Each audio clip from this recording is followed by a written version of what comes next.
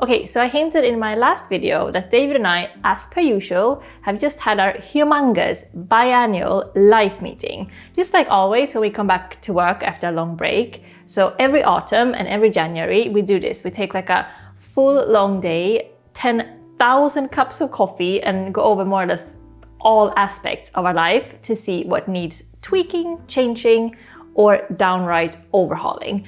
The reason we do this after a long break is that, well, personally, I feel like nothing gives as much a fresh perspective and like spawns new ideas or ways of thinking as a break from mundanity. And seeing new places, talking to the people, getting out of the routine rut of running a life.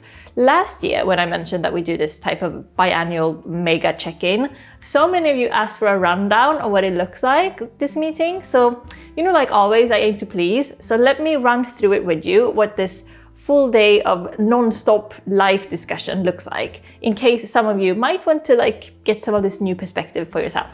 First of all, let me preface this by readily admitting that, this isn't like a method, or it doesn't have like a highly organized or thought through structure or anything. This is just what feels right for us in a very relaxed and impromptu setting. You can of course do this on your own, all solo if you want, but I don't know, I kind of recommend doing it together with someone, even if that someone isn't a person you share a life with. So like a friend or a sibling or a grandmother or someone, for two reasons.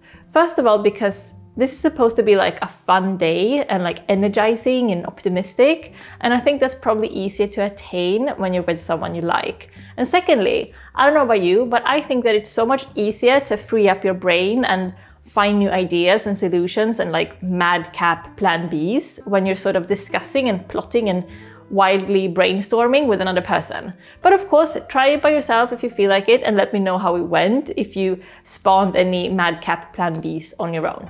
So the structure is very simple. We divide our life into a few very reasonable and unsurprising categories like work, health, finance, home, and calendar. Every year this list changes a bit, another category might squeeze in or one of these might squeeze out, depending on what we're going through at the moment. So let me run through them each for you and see what you think. But before we get into it, there's something to be said about setting the mood.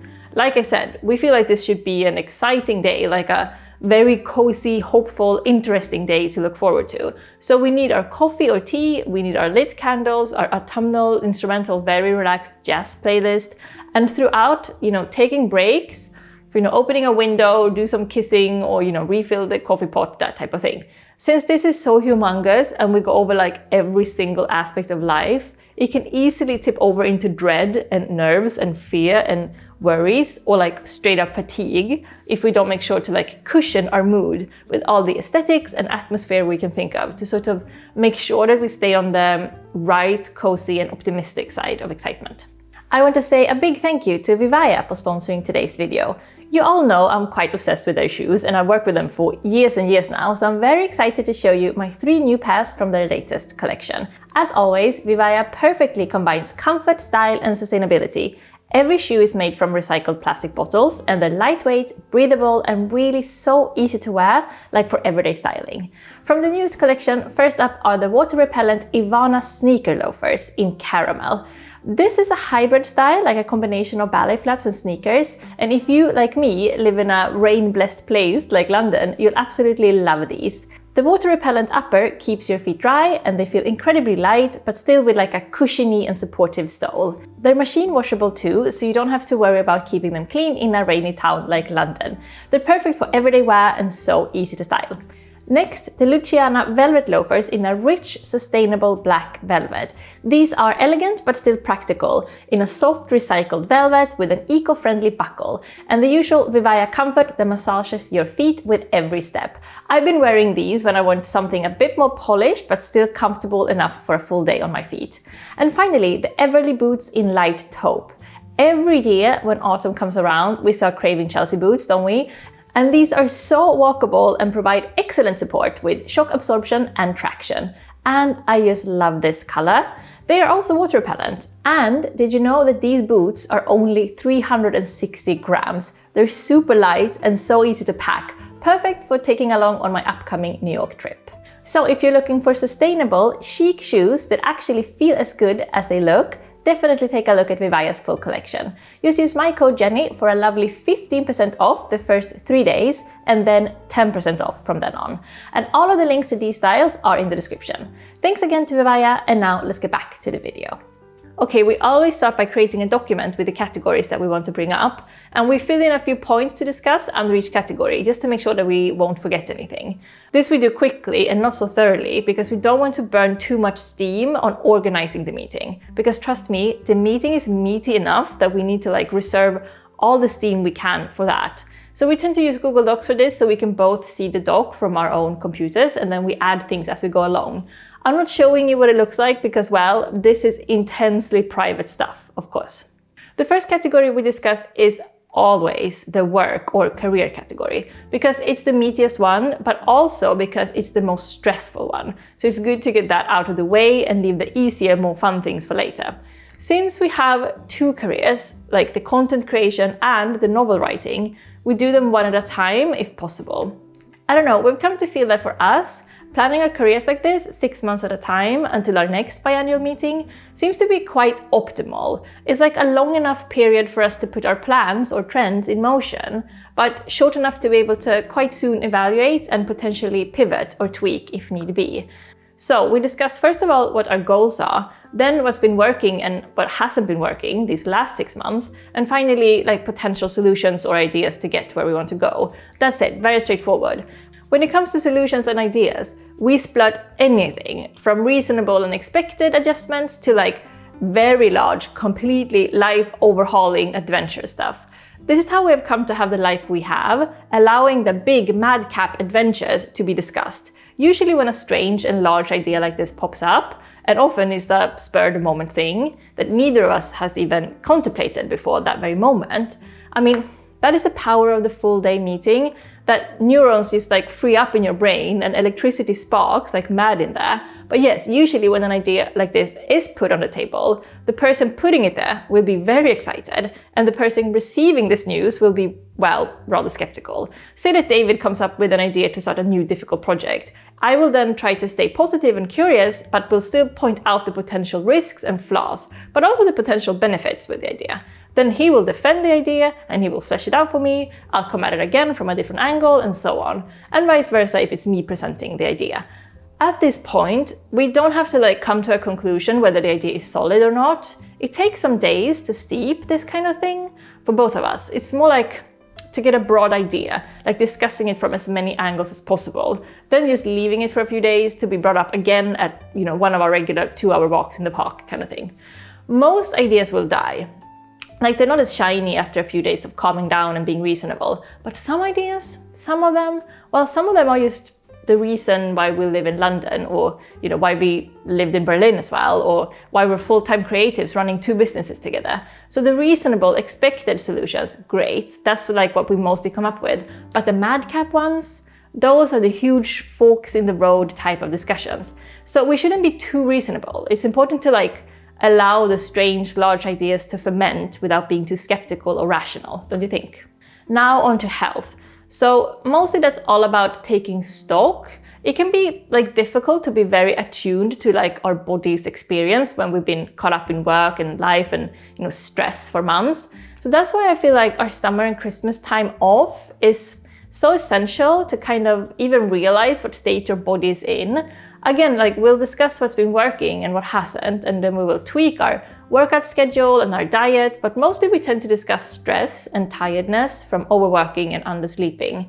So now we're basically discussing work again, trying to find a way of streamlining, simplifying, or slimming down on things that take time and effort, but give very little in return. So a lot of the ideas that we've been discussing in the work category will automatically die here when we realize that we don't have time or energy to launch yet another project. It's a kind of automatic filter running our career ideas through the health category for a check. So usually when we discuss health, we tend to leave our exercise and diet quite intact from the previous meeting, maybe doing 1 or 2 smaller adjustments, and focus more on stress. But this year, not so. This year, both David and I have done quite big changes to both the way we train and the way we eat. Too complicated to get into here, but I might make another video just on this if you would like me to. Let me know if so. Okay, now onto a highly volatile category, finance.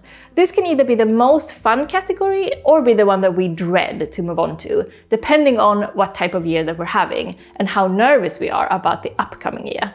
When we bought this flat and renovated it back in 2023, we were basically using up all of our savings until we were more or less bare scraped. So that was a stressful period. So now we're recovering a little bit and we've been able to save for another 2 years. So we feel better and more solid in that sense. But in a way, we feel even more nervous in another sense. Basically, me starting writing novels seriously as a career, of course it has taken so much time and effort away from our work as content creators, meaning that we're making less and less money on our influencer work without the novel writing being able to fill that gap completely. So we're taking an active income cut with the hopes of my work as an author filling that gap eventually. And it's looking okay, like so far it's been going definitely decently. But the reason why we're nervous is because the mere idea of making a living, no, actually correction, 2 livings on writing fiction and literary fiction no less. You know, we're not like talking the commercial fiction with the thrillers and the romance here. We're talking quiet character portraits that like care more about the sound of the sentence than the plot. It's not exactly reasonable to think that we will be able to support 2 people from this line of work, even with the help of this YouTube channel to back it up. You know, we used to like make our money from 2 YouTube channels, 1 weekly podcast, plus sponsored posts on Instagram, and now we reduced it to only this YouTube channel. So again, I know I say this a lot, but it needs to be said. Thank you for watching. Like, without you being here, clicking my videos and supporting us this way, none of this. No London, no flat, no being able to structure our time so that I can actually carve out space for the novel writing. I owe you for this. I owe you a lot. But besides from discussing work, yet again, in this category, we also bring up savings, investments, our monthly budget, and we calculate how much we've been able to save monthly during the previous 6 months period to get a sort of idea of where we'll be at with our savings in 6 months' time. So when you're self-employed like this, without being able to rely on a steady salary, savings become a bit of an obsession. So we're quite frugal, like we're easy to please people. We don't like buying stuff anyway, and we rarely go out to eat or spend money on like big nights out. Our food budget, it's insane, like completely unreasonable. We do like our food luxuries, you know, like the smoked tofu and our organic teas and our flavored sparkling waters. But except from that, we're really good at savings. And I think keeping track of your savings will make anyone more motivated too. Like you're seeing that savings account slowly heading in the right direction. Delightful stuff, especially after having it moving down to 0 the other year when renovating. Not delightful. The home category. Nowadays, it consists of bringing up things that need to be fixed, like the small things that still need doing after the renovation, or all the annoying things that owning a 120-year-old period building entails. A lot of upkeep for sure. But before we bought this place, we would instead here discuss how to get to this point, like how to move towards buying instead of renting. So a lot of finance there, looking at mortgage rates and deposit requirements and house prices in different areas. So a lot of calculations. We would also make plans to like visit different potential areas to see for ourselves, like the mood, the atmosphere, the sounds. That's actually how we found our current flat. We had never been to this area before, but we'd heard nice things. So we just had a full day of walking around, like putting stars on our Google Maps saying, this street is nice, this street isn't nice, this neighborhood is cute, this neighborhood is dreadful. And funny thing, this flat is like 3 houses down from one of those stars on Google Maps the first time we came to this area saying, here is nice. Indeed, it is. Finally, calendar. And basically, we just discuss what our priorities are for the upcoming 6 months when it comes to what to spend time on. Last autumn, for example, we decided that every possible calendar slot should go to me writing my 3rd novel. That was by far the most important thing for both of us, getting the first draft of that book written. So social activities, meetings, potential trips, everything else had to take the backseat last autumn. And it worked. From October to December last year, I finished the first draft of my 3rd novel. During spring and summer, I've been editing, and now it's ready to hopefully, please God, be sold. This would not have been possible at all without us together deciding that come what may, the novel comes first. David took care of everything, our lives, like anything from bills to the inbox to the dishwasher, while I took care of the novel. that was it, our autumn. So much so did I go into it that I actually stayed home when David went by himself on our annual Sweden winter trip in December seeing family. Yes, I stayed home. I had myself a little at-home 5-day writing retreat, and the week after that, I wrote the end and closed the document for Christmas.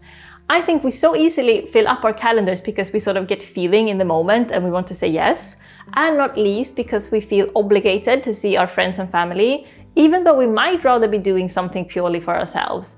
So that without like this voice in the back of my head saying, don't fill the calendar, say no, blame it on the novel, it's okay to say no, I would never have been able to finish this novel so quickly. Of course, that's just me. Writing is my most loved passion. So for me, it comes before, being highly social. I like 1 or 2 social things per week, not more. That's my preferred calendar split. Otherwise, I won't have energy to write this intensely and with this type of focus. But that's just me. Either way, if you're more of a 5 per week social things or a 2 per month social things type of person, it's good to know what your sensibilities are here to not like overfill your schedule with the wrong things, meaning, the things that aren't right for you personally. Oh, speaking of calendar, David and I are coming to New York in early October for the US publication of What a Time to Be Alive, and then I'm doing a 1-week book tour in Germany in November. So I will leave links below for tickets. I hope I will see you then, either in the US or Germany. So please come and say hi to me. I would love to meet you in person. And of course, you should order a copy if you haven't yet. Links with worldwide free shipping in the description. After all this, when we have discussed all these categories, we turn off our computers, we blow out the candles, and then we go for a 12K walk, clearing our heads completely, holding hands, feeling good about ourselves for being so clever and proactive. So we might talk about some of the more madcap ideas, or we might just, let our brains run in whatever direction they feel like, considering by now that it's late afternoon, we're completely and utterly spent, and we know it will take a few days for the dust to settle before we'll be able to look at what's been said in this meeting with any kind of perspective and emotional clarity. So that's it. A good day's work. Beautiful stuff, no? What do you think? Did I miss anything? Career, health, finance, home, calendar. Any other categories that you'd like to add? I have to say though, I hope that you will give this a try, because for us anyway, it's really quite incredible what happens in these meetings. Just taking a full day to discuss everything, high and low in life. I don't know what it is, but for us, it's become so indispensable to make sure that we're on the right path. And in these meetings, I have to say that it happens quite often that we realize, shockingly and unexpectedly, that we're not on the right path. We should be on this path over here instead. Many of our ideas have happened on these days. So now I'm curious if you'll also find it beneficial. Please do let me know if you're planning on trying yourself, or indeed the result after you have tried it.